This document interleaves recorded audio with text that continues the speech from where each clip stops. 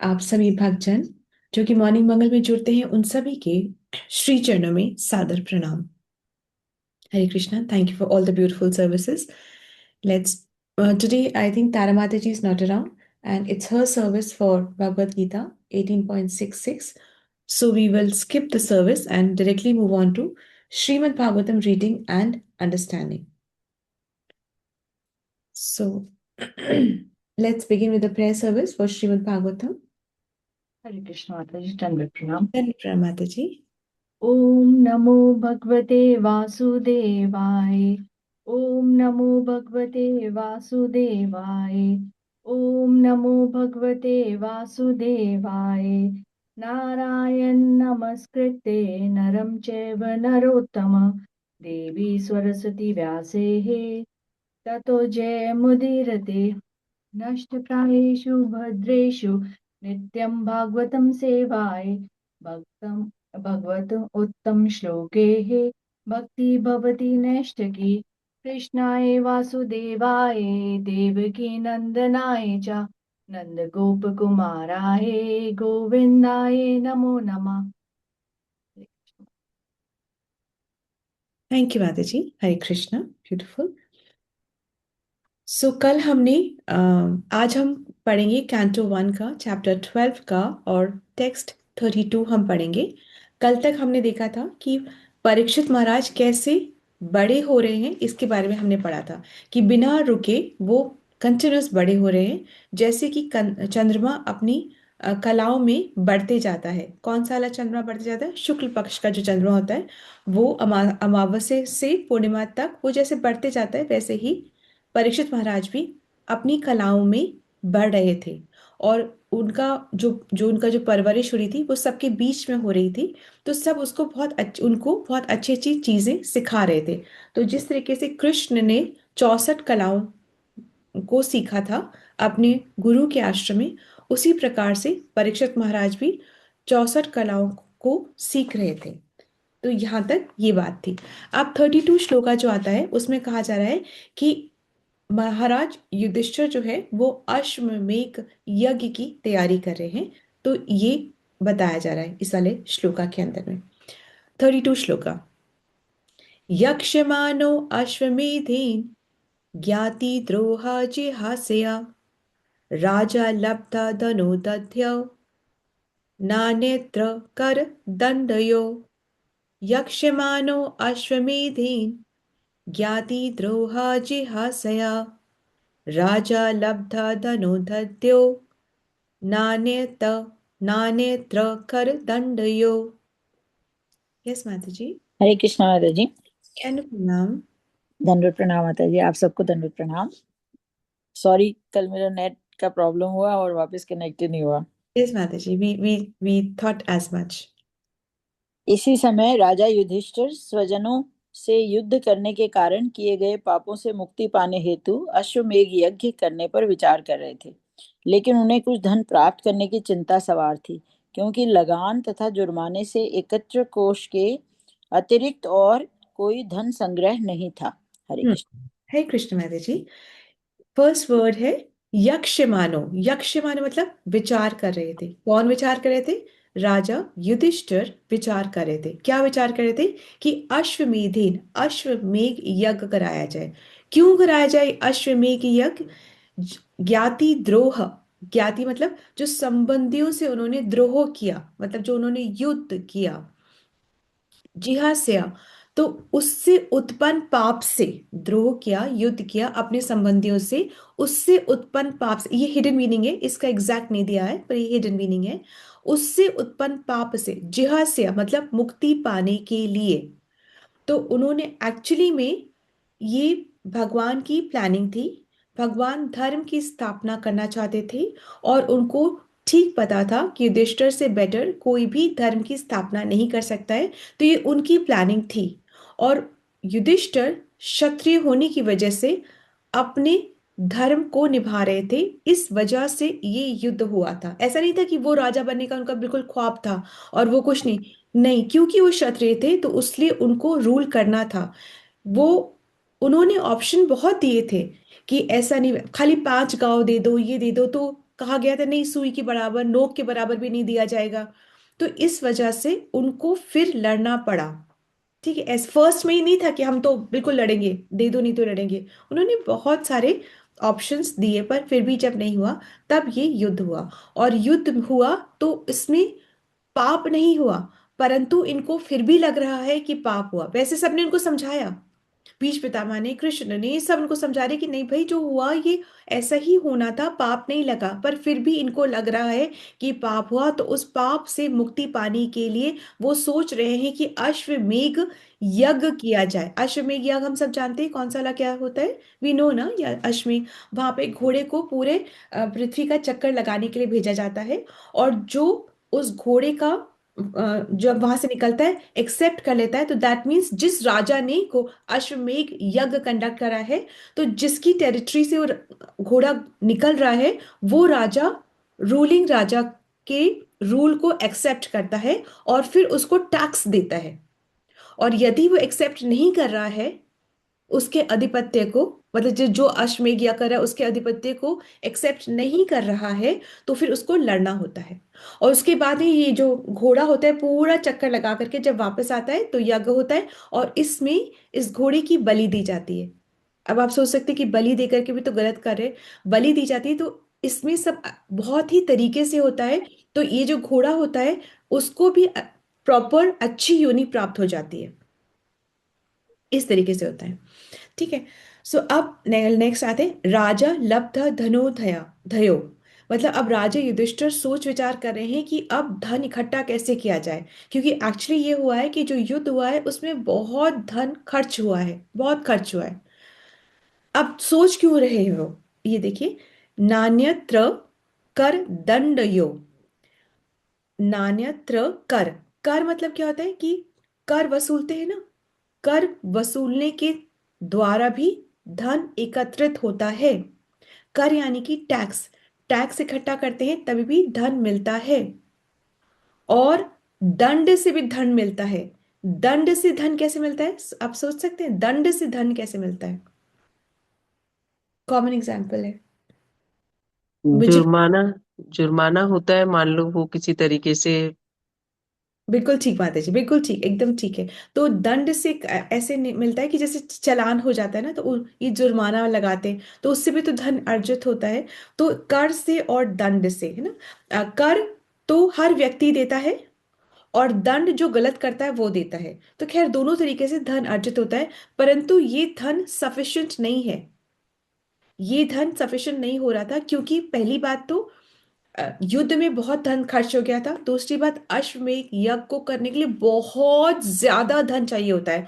और ये जो कर और दंड से जो धन मिल रहा था वो जनता की सेवा में ही लग रहा था। मतलब उन्हीं के लिए चीजें बनानी थी ना, सड़क बनानी, जो भी कुछ करना था उनकी सेवा में ही ये सब लग रहा था। तो एक बार हम देखते हैं, यक्ष मानो अश्वमेधे, मतलब अश्वमेध यज्ञ को संपन्न करने के लिए इच्छा हुई राजा युधिष्ठिर के मन में। ज्ञाति ज्ञाति द्रोह जिहास्या, क्यों इच्छा हुई उनका ये यज्ञ करने के लिए, कि जो संबंधियों से द्रोह किया था उन्होंने, उसकी वजह से जो पाप हुआ था वो पाप खत्म हो जाए, इसके लिए उनकी इच्छा हुई अश्वमेध यज्ञ करने के लिए।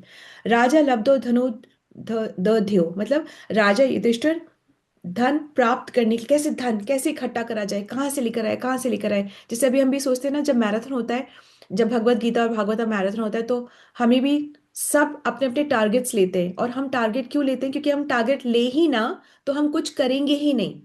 तो इसलिए हमें टारगेट लिया जाता है, और हम सोचते हैं अब हम कैसे करेंगे, कैसे करेंगे, कैसे करेंगे, बहुत डर लगा रहता है, पूरे इतना टाइम बहुत डर लगा रहता है। पर कैसे ना कैसे करके वो एंड तक हो ही जाता है। और क्योंकि अ, एक वो कहा जाता है कि टारगेट लेके फिर कार्य करो तो हो जाता है। अन्यथा क्या होता है कि हमारा सबका जो एफर्ट से हम लगाना ही नहीं चाहते। हमारा जो धन है कोई लेके तो जाने वाला है नहीं, परंतु हम उसको भगवान के लिए यूज करना ही नहीं चाहते। हमें लगता है हमने अपनी मेहनत से कमाया है और हम भगवान के लिए क्यों क्यों यूज करें। तो अभी इसकी भी चर्चा आएगी एनीवे। तो क्या है कि अ, राजा राजा युधिष्ठिर सोच रहे हैं कि धन कहाँ से लाया जाए, किस तरीके से लाया जाए, कैसे ये अश्वमेध यज्ञ कराया जाए।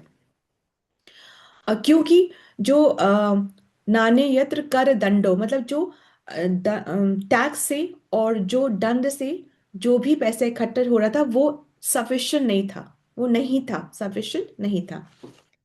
अब हम नेक्स्ट श्लोक में जाते हैं, 33rd श्लोक में जाते हैं।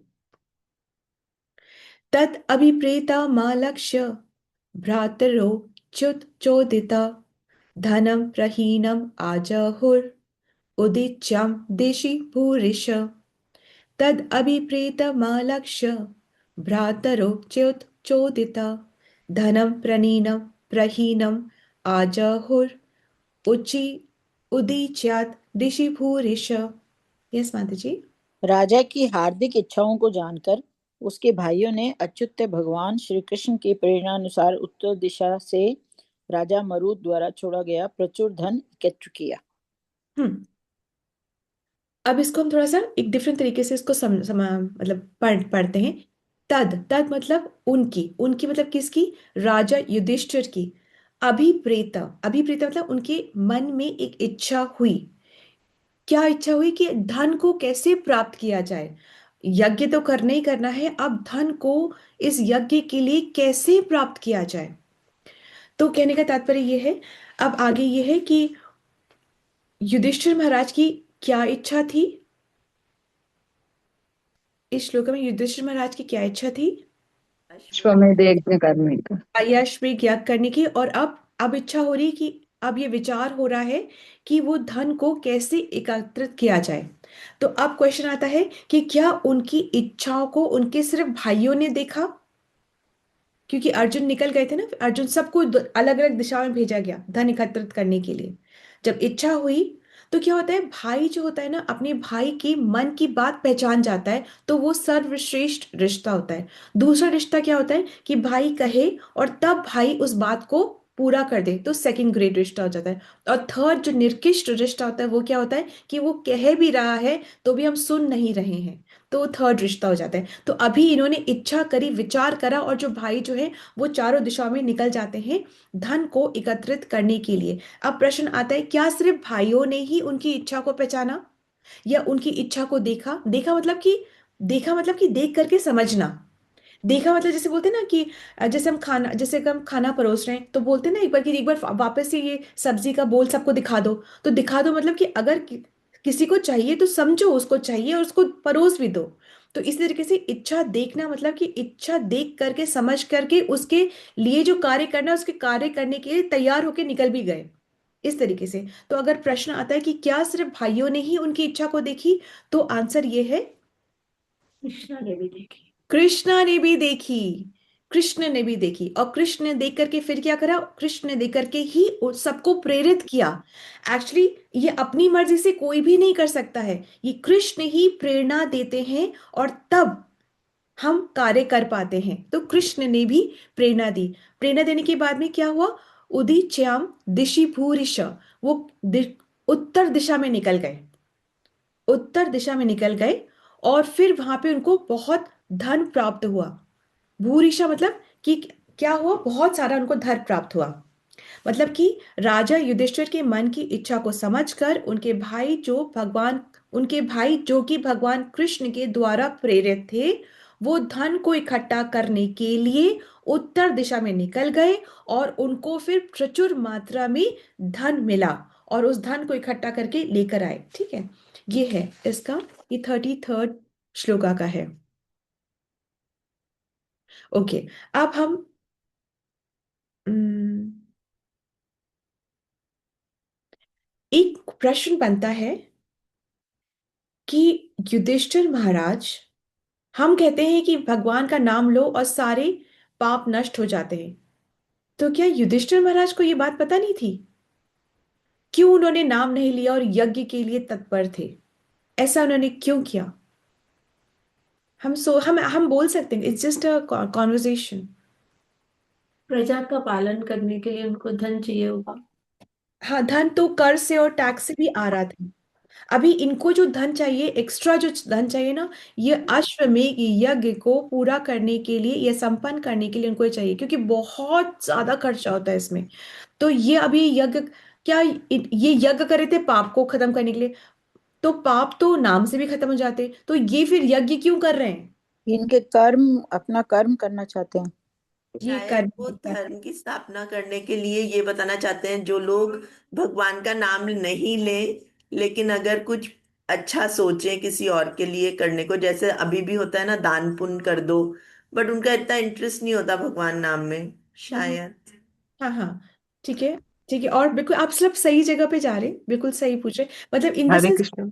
इसका कोई आंसर शास्त्र में लिखा नहीं है, पर आचार्य गुरुजन जो इसको समझाते हैं उसी तरीके से हम आप इसकी चर्चा कर रहे हैं। ऐसा नहीं कि यहाँ लिखा हुआ एग्जैक्टली लाइंस में, पर गुरुजन जो आचार्य बोल रहे हैं वो ही हम चर्चा करेंगे। जी माता जी। हरे कृष्ण माता जी, आगे की जनरेशन को अच्छे से राजकोष मिल जाए, ऐसा भी इस वजह से युधिष्ठिर ऐसा करना चाह रहे हैं। अच्छा, राजकोष मिल जाए, ठीक है, अच्छा, ओके। और कोई? ओके। तो एक्चुअली में जो कुछ भी जो जिसके पास धन नहीं है और वो जो कुछ भी नहीं कर पा सकता, और तो सिर्फ वो नाम जप करे। परंतु अगर गृहस्थ जीवन में हो करके हमारे पास धन है, तो उस धन का सबसे प्राइम काम है कि वो भगवान की सेवा में यूटिलाइज होना चाहिए। ठीक है, भगवान की सेवा गृहस्थ को चाहिए कि उसके पास जब भी एक्स्ट्रा धन है, सो जैसे कहते हैं ना, व्हेन यू गेट, आपके पास जब थोड़ा और धन आ जाता है, तो ये then you make your dining table bigger, है ना, यही कहा जाता है ना, कुछ ऐसे प्रॉवर्ब नहीं है इंग्लिश में, that you make your dining table bigger, कि आप और लोगों का उपकार करते हैं। परंतु जो गृहस्थ होता है, जो गृहस्थ जो कुछ जिसके पास धन नहीं है, वो सिर्फ नाम जप करे। परंतु अगर गृहस्थ जीवन में आपके पास धन है और अगर एक्स्ट्रा धन भी होता है, तो धन का प्राइम कार्य होता है कि भगवान की प्रसन्नता के लिए उसको यूटिलाइज किया जाए। ठीक है, तो इसलिए वो ये यज्ञ करें युधिष्ठिर महाराज, और इकट्ठा करके उनके पास रिसोर्सेज हैं, वो कर सकते हैं, तो इसलिए वो इकट्ठा करके और फिर ये यज्ञ कर रहे हैं। ठीक है, इससे धर्म की सब लोग इसमें एंगेज होंगे और धर्म की स्थापना भी होती है। ठीक है, does this sound okay? It's is very beautiful, है ना, बहुत सुंदर है ये। अब 34 में हम आते हैं। तेन संवृत संभारो धर्मपुत्रो युधिष्ठिर वाजी में धैस्त्री भिर्भीतो यज्ञे समयेजत धरि इम। तेन संवृत संभारो धर्मपुत्रो युधिष्ठिर वाजी में धैस्त्री भिर्भीतो यज्ञे समयेजत धरि इम। यस माता जी। उस धन से राजा 3 अश्वमेध यज्ञों के लिए सामग्री उपलब्ध कर सके। कुरुक्षेत्र के युद्ध के पश्चात अत्यंत भयभीत पुण्य आत्मा राजा युधिष्ठिर ने इस प्रकार भगवान श्री हरि को प्रसन्न किया। ओके, ठीक है, थैंक यू माता जी। तेना, तेना मतलब तेना संभृत, तेना मतलब क्या? उस धन से, किस धन से? जो कि उत्तर दिशा में जाकर के इकट्ठा किया गया था। किस लिए इकट्ठा किया गया था? अश्वमेध यज्ञ करने के लिए सामग्री इकट्ठा करने के लिए वो धन एकत्रित किया गया था। ये धन उत्तर दिशा में कहाँ से आया था? ये धन उत्तर दिशा में मारुत राजा, उन्होंने भी एक अश्वमेध यज्ञ किया था और ब्राह्मणों को उन्होंने बहुत दान दिया था, खूब सारा दान दिया था। और अब ब्राह्मण जो हैं, वो जितना उनको दान ले जा सकते थे, जितनी उनकी उनको आवश्यकता थी, वो ले गए थे। और बाकी का सारा सोना धन धान जो भी कुछ था, वो वहीं पर पड़ा हुआ था। तो कोई ने चोरी क्यों नहीं करा? क्योंकि सारी प्रजा इतनी तृप्त थी कि उनको वो सोना पड़ा हुआ है, उनको चिंता ही नहीं थी। ब्राह्मण लेके नहीं गए क्योंकि उनको एक्स्ट्रा होर्डिंग नहीं करनी थी। राजा वापस ले नहीं सकते थे क्योंकि वो एक बार दान दे चुके थे। बाकी प्रजा ने भी उसको उठाया नहीं क्योंकि वो इतने तृप्त थे। Can you even imagine this? क्या हम इसको सोच भी सकते हैं? और ये हमारा था भारतवर्ष, कि देने वाला वापस नहीं ले रहा, लेने वाला जितना लेना उतना लेके गया, बाकी चोर चक्के भी वहां घूम नहीं रहे। तो ऐसा धन पड़ा हुआ था, ये जो पड़ा हुआ धन था, इसको वो लेकर के आ गए अश्वमेध यज्ञ करने के लिए। ठीक है, तो किसने किसको करना था? धर्मपुत्र, धर्मपुत्र जो है युधिष्ठिर, उनको ऐसा करना था। तो उन्होंने क्यों ऐसा किया? क्योंकि उनको अश्वमेध यज्ञ करना था। वाजी में धैस्त्र भीर भी, तो उनको अश्वमेध यज्ञ करना था। कितने अश्वमेध यज्ञ उन्होंने करे युधिष्ठिर ने? उन्होंने 3 अश्वमेध यज्ञ किए। क्यों करवाए भगवान ने उनसे 3 अश्वमेध यज्ञ? क्योंकि वो युधिष्ठिर का जो यश है पूरे ब्रह्मांड में फैलाना चाहते थे। तो क्या ऐसा हुआ? बिल्कुल ऐसा हुआ। इंद्र से ज्यादा यश या इंद्र के बराबर ही यश युधिष्ठिर महाराज का भी पूरे ब्रह्मांड में फैला था। पूरे ब्रह्मांड में फैला उनका यश, उनके पूरे ब्रह्मांड में फैला। ठीक है, अब हम थोड़ा इसको पढ़ेंगे क्योंकि ये बहुत ज्यादा इंपॉर्टेंट है। और 34th जो श्लोक, सॉरी, जो तात्पर्य है वो हम थोड़ा पढ़ते हैं।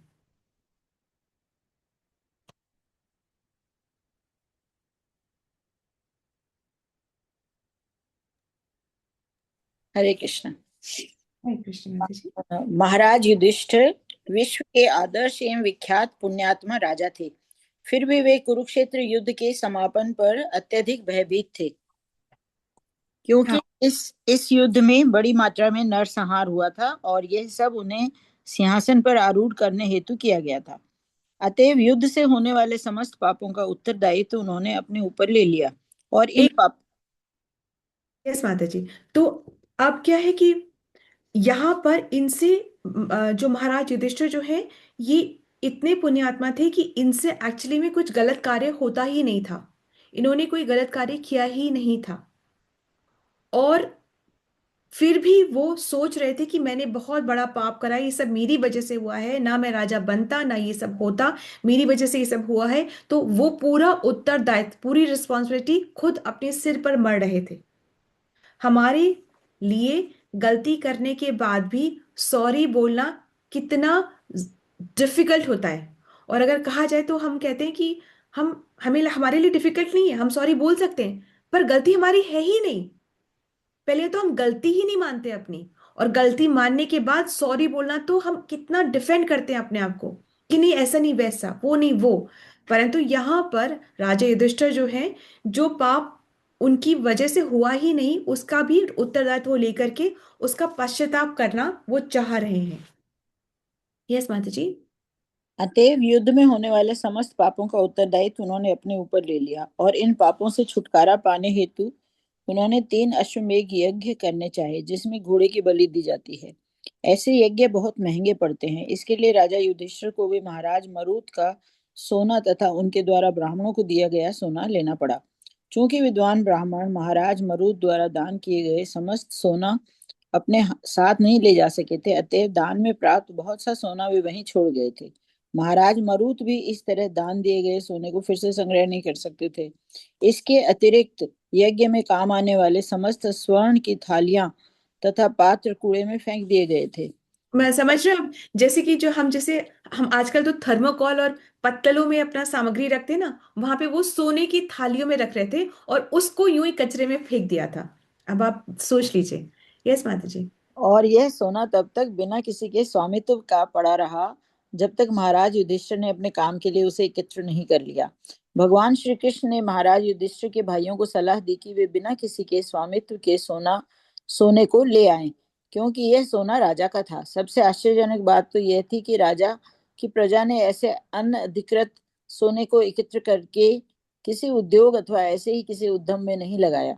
इसका अर्थ यह हुआ कि राज्य की प्रजा अपनी सभी आवश्यकताओं से अत्यंत संतुष्ट थी, अतएव इंद्रिय तृप्ति के लिए व्यर्थ का उद्योग नहीं चलाना चाहती थी। ठीक है, ये माता जी, ये कि ऐसा नहीं था कि लोगों ने सोचा कि चलो सोना इकट्ठा करके फैक्ट्रियां डाल लेते हैं और फैक्ट्री डाल के क्या करेंगे, अपनी इंद्र तृप्ति करेंगे।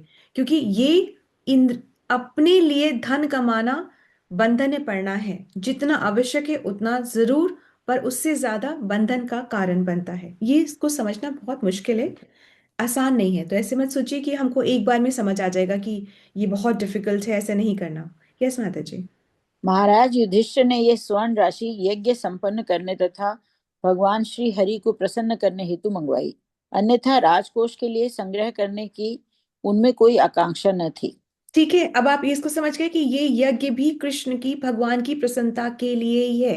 एक्चुअली 5 तरीके के हम पाप, हम सोचे कि हम कोई पाप नहीं करें तो भी अगर हम सोचे ना कि भाई हम तो किसी का बुरा करते ही नहीं है, हम तो किसी के परपंच में पड़ते ही नहीं है, हमें तो किसी की लेनी देनी है ही नहीं, हम तो किसी के लिए बुरा बोलते ही नहीं है, हमने अगर ये सोच के हम सोच रहे हैं कि हम कोई पाप नहीं करते ना, तभी भी सोच लीजिए कि हर व्यक्ति, हर मनुष्य 5 तरीके के पाप तो वो करता ही करता है और प्रतिदिन करता है। वो 5 तरीके के पाप कौन से होते हैं? कि जब हम सपोजिंग किचन में गैस जलाते हैं, तो गैस जलाते ही हम पहला पाप करते थे, वहां पे जो जीवाणु है, कीटाणु है, उसका हम नाश कर देते, पहला पाप वो हो गया।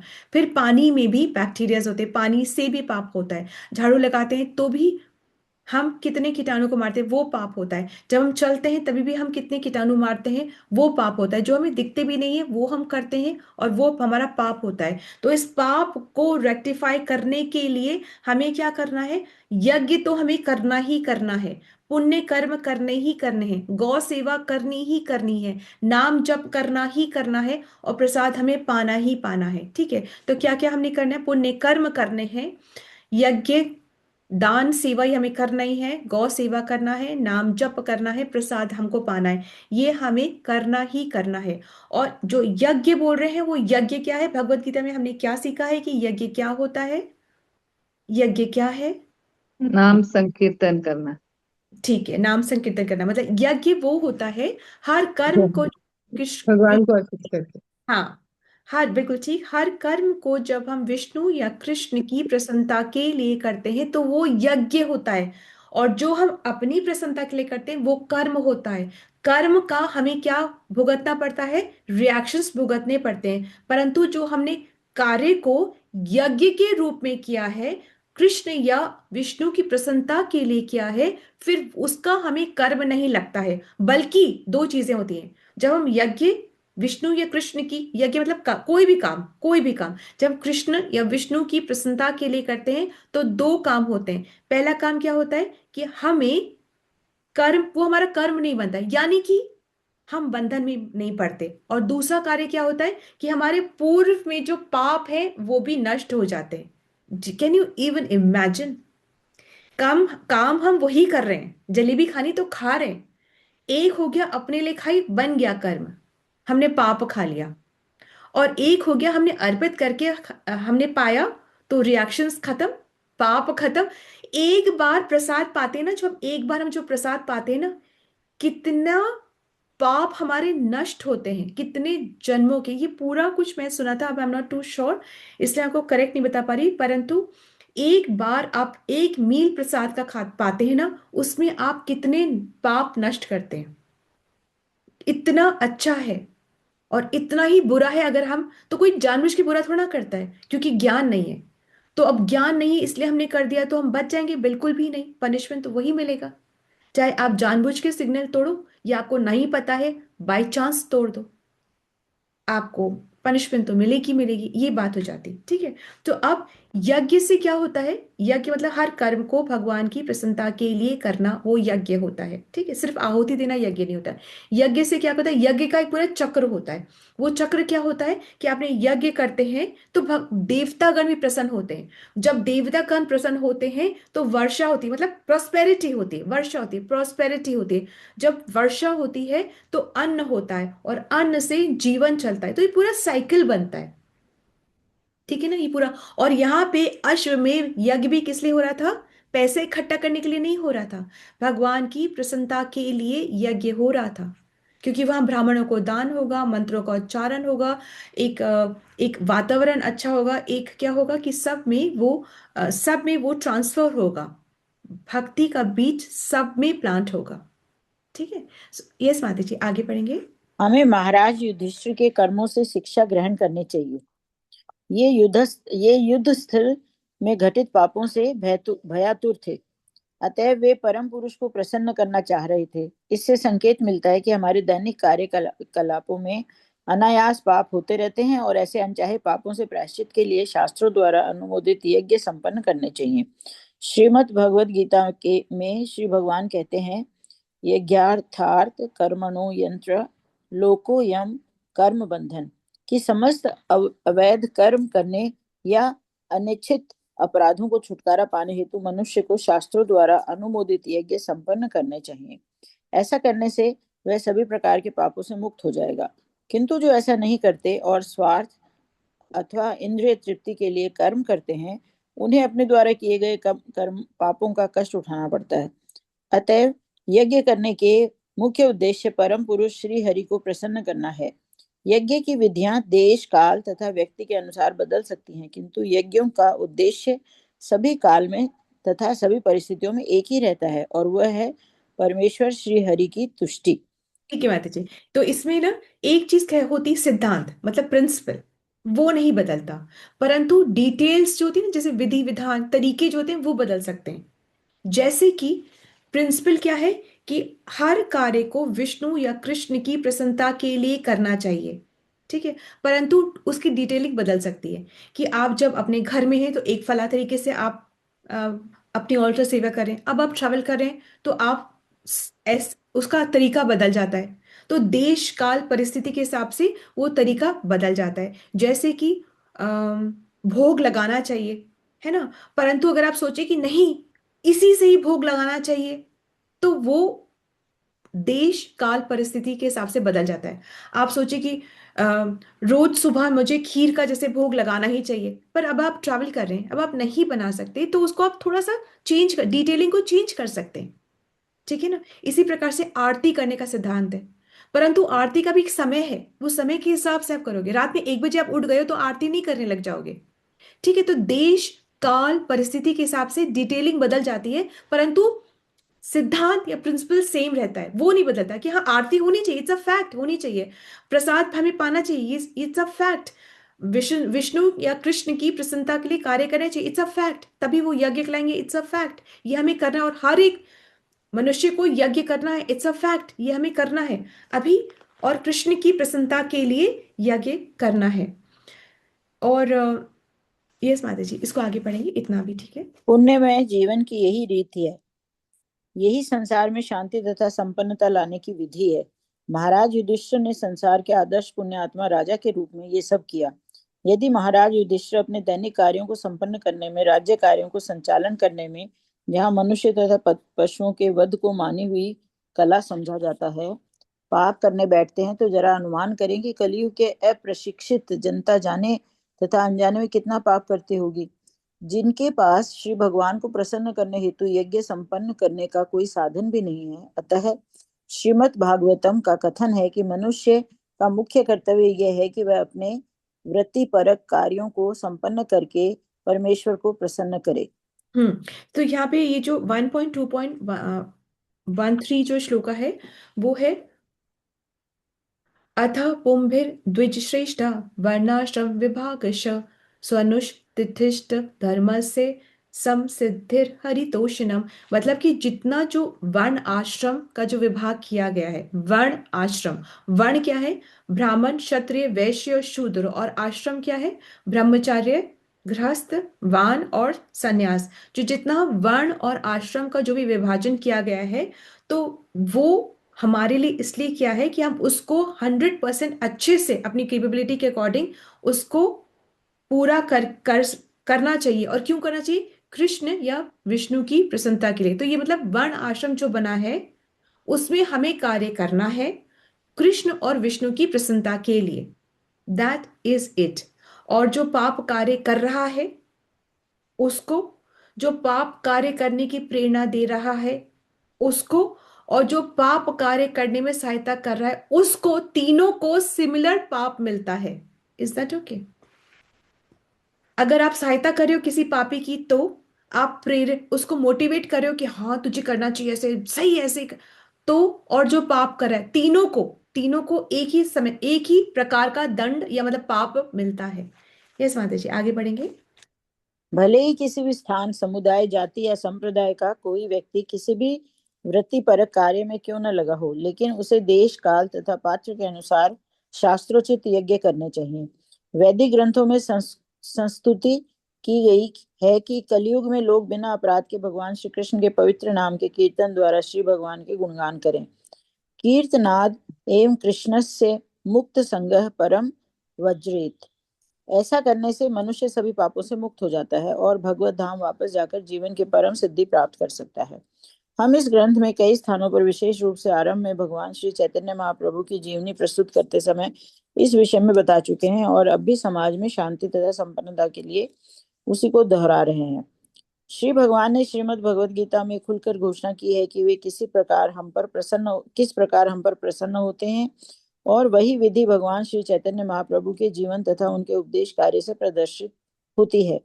भगवान श्री हरि जो हमें इस भव बंधन एवं संसार के सभी कष्टों से छुटकारा दिलाते हैं, उनको प्रसन्न करने हेतु यज्ञ संपन्न करने के सम्यक विधि यही है कि इस कलह तथा विरोध के अंधकारमय युग में भगवान श्री चैतन्य महाप्रभु के मार्ग का पालन किया जाए।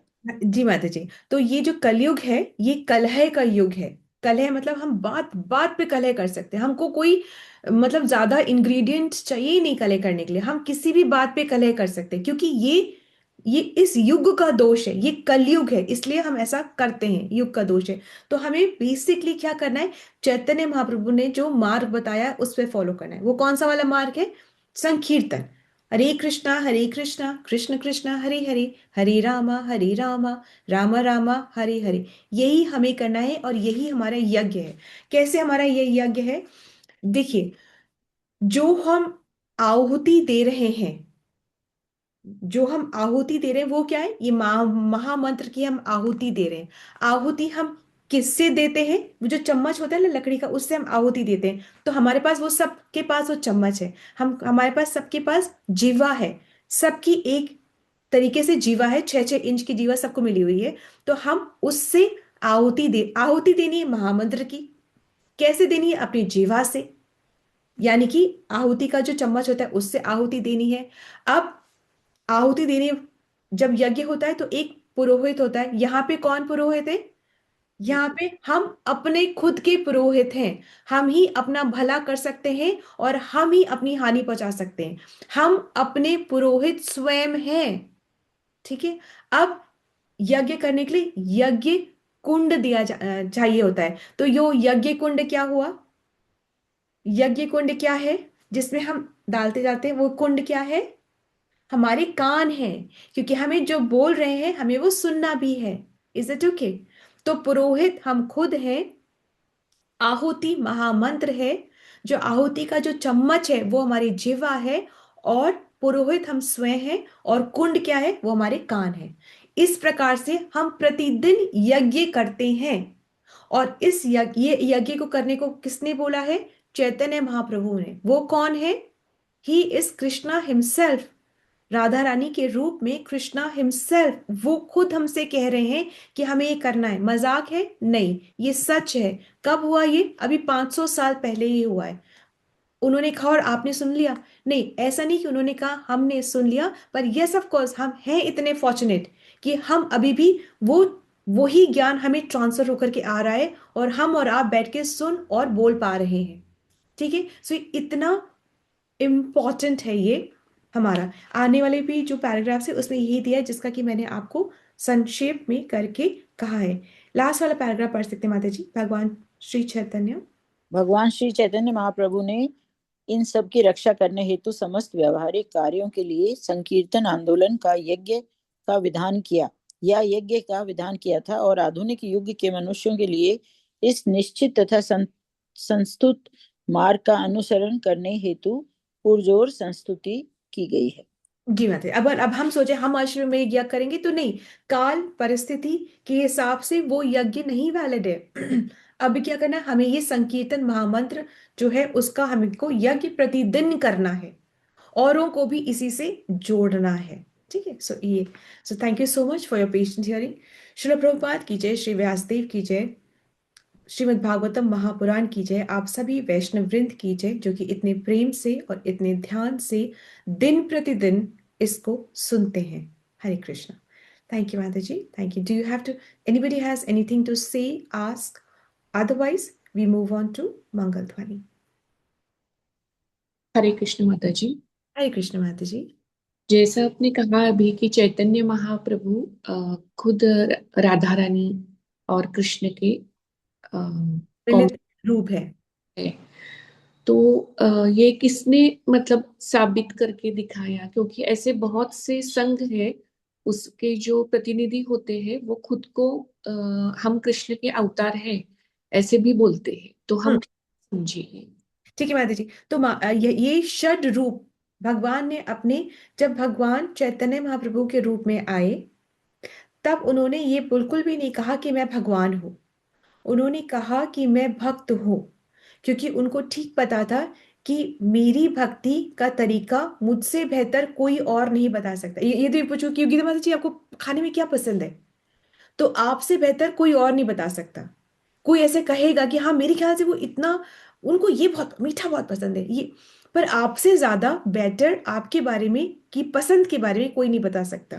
तो इस तरीके से चैतन्य महाप्रभु ने भी ये सोचा कि, मतलब चैतन्य महाप्रभु के रूप में उन्होंने अपने आप को कभी इस तरीके से स्टैब्लिश नहीं करा कि वो भगवान है। उन्होंने कहा कि मैं भक्त हूँ, परंतु आई थिंक 2 बार उन्होंने अपना षड रूप दिखाया, पूरा पूरा षड रूप दिखाया, जहाँ पे उन्होंने दिखाया कि वही राम है, वही कृष्ण है, और वही चैतन्य महाप्रभु है। कैसे दिखाया? उनके ऐसे 6 हाथ उन्होंने रूप में दिखाए।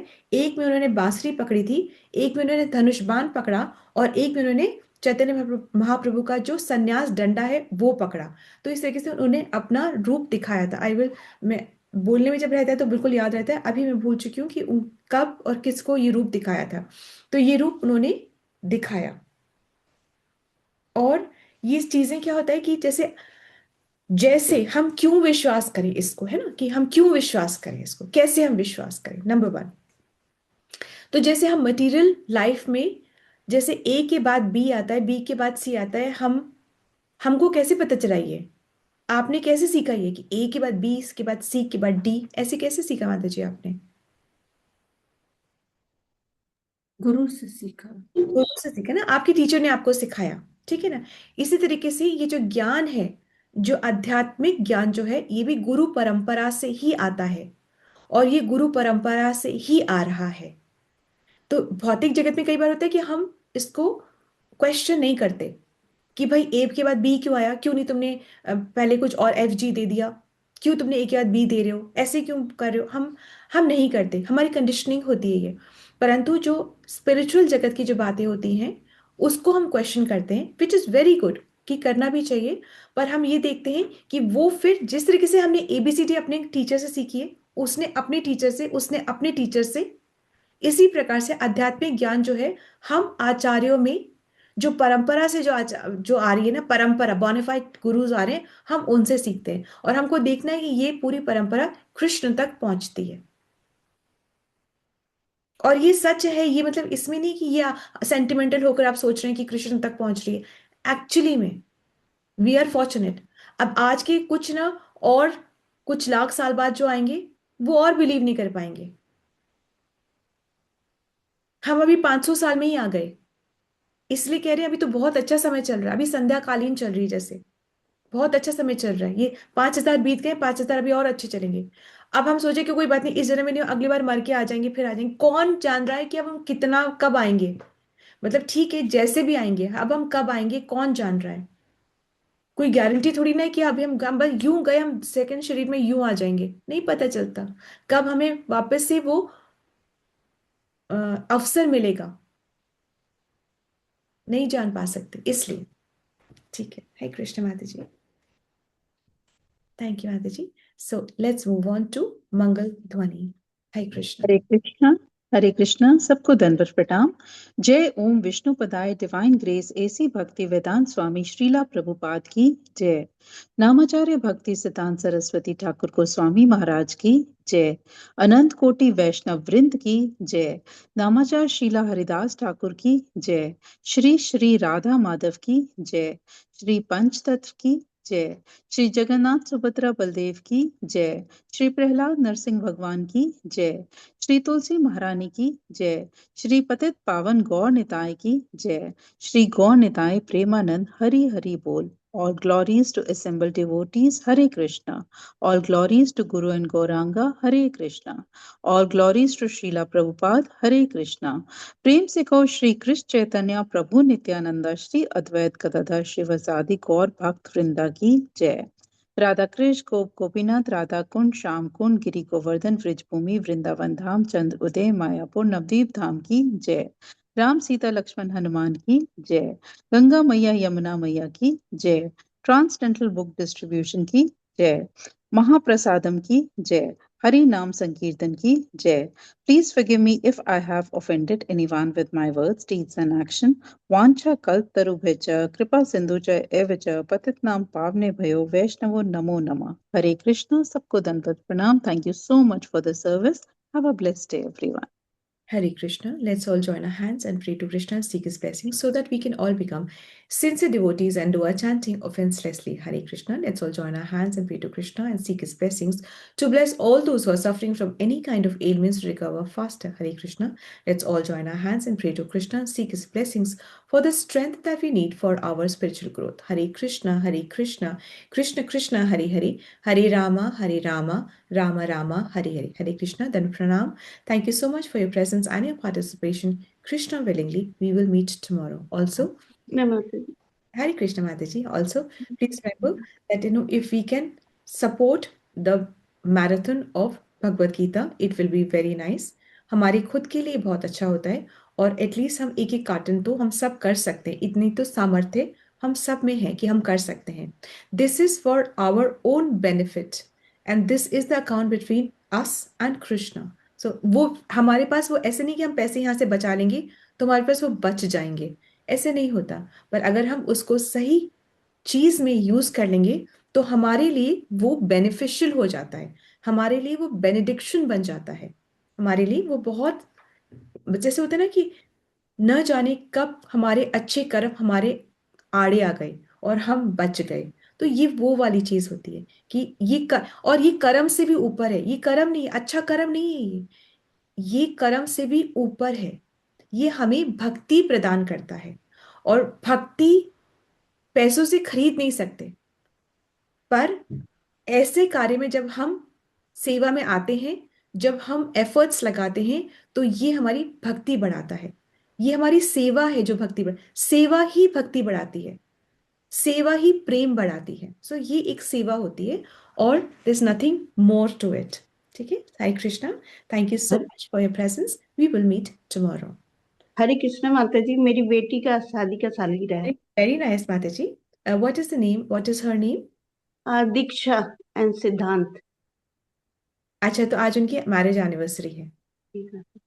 Let's all join our hands and sincerely pray for Reena Mataji's daughter and son-in-law so that together they can be a divine couple and serve the sole purpose of human birth. And may they please Krishna until eternity. Hare Krishna, Krishna Krishna, Hare Hare, Hare Rama, Rama Rama, Hare Hare, Hare Krishna। शादी जो होती है उसका actually में जो मतलब होता है वो ये होता है कि शादी मतलब एक दूसरे की हमें नहीं करना है, एक दूसरे की सेवा में नहीं, परंतु मिल करके भगवान की सेवा में रहना है। पहले मैं अकेली करी थी सेवा, तुम अकेले करे थे, अब हम मिल करके कृष्ण को प्रसन्न करते हैं और उनकी सेवा में रहते हैं। ये होता है। So this is called divine couple. ठीक है। जैसे रेल की पटरी अगर संग संग चले तो दूर तक जाती है और यूं ही एक दूसरे में हो जाती है तो उसके रास्ते डाइवर्ट हो जाते हैं, मतलब डिविएट हो जाते हैं ऐसे। ठीक है। So Hare Krishna. Thank you so much. We will meet tomorrow. Hare Krishna माता जी, थैंक यू सो मच। दंडवत प्रणाम। हरे कृष्ण माता जी, दंडवत प्रणाम। हरे कृष्ण माता जी, दंडवत प्रणाम। प्रणाम सभी को। हरे कृष्ण माता जी, दंडवत प्रणाम। हरे कृष्णा माता जी, दंडवत प्रणाम। हरे सबको कृष्ण। दंडवत प्रणाम। हरे कृष्णा। हरे कृष्ण। हरे